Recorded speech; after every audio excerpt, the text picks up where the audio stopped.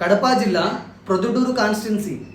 ఇక్కడ 2014లో వైసీపీ నుంచి రాచమల్లు శివప్రసాద్ రెడ్డి గారు టీడీపీ పార్టీ అభ్యర్థి అయిన నంద్యాల వరదరాజులు గారి మీద పోటీ చేసి 12,945 ఓట్ల మెజారిటీతో గెలవడం జరిగింది. ఫైనల్గా ఇక్కడ ఈ సీట్ని వైసీపీ కైవసం చేసుకోవడం జరిగింది.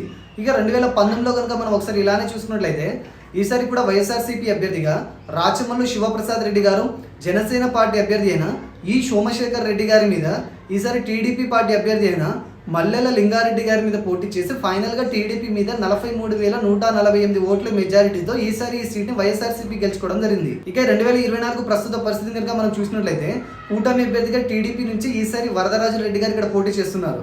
ఇక వైఎస్ఆర్సీపీ నుంచి ఈసారి కూడా రాచమల్లు శివప్రసాద్ రెడ్డి గారు ఇక్కడ పోటీ చేయడం జరుగుతుంది.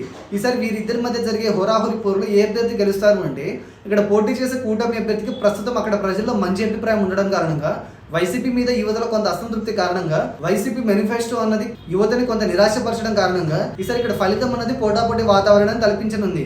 ఫైనల్ గా లాస్ట్ టైం వచ్చినట్టు 43,000 మెజారిటీ అన్నది ఇక్కడ ఏ పార్టీకి వచ్చే అవకాశం కనబడడం లేదు.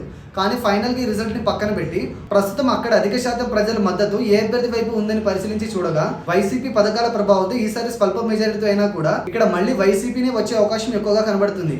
అలాగే కొన్ని ముఖ్య సర్వేలను పరిగణనలో తీసుకుని పరిశీలించి చూడగా కూడా వాళ్ళు కూడా ఈసారి వైసీపీకి కొంత ఎడ్జ్ ఉందన్నట్టు చెప్పడం జరిగింది. కానీ గెలుపు అనేది కొత్తగా ఈసారి పోలవ్వబోయే యువత ఓట్ల మీద కూడా ఆధారపడి ఉంటుంది.